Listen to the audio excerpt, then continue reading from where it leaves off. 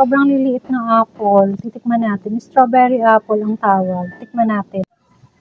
Ito na guys, yung apple. Kasi laki lang ng ilong ko. Kasi ang liit na. Tikman muna natin tong isa. Parang ano? Paano yung apple? Yari ako dito, Argel mo.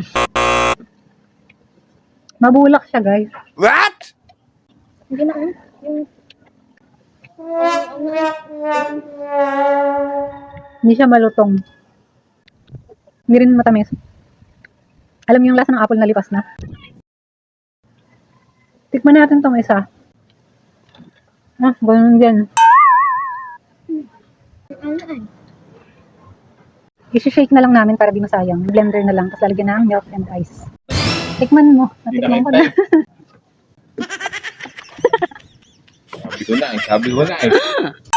I-shake na lang natin. Ayun yung apple, guys. Ito na guys yung apple shake. Tikman natin. So, ba't natatawa ako? Ba't ganun? Lasang apple. Yun.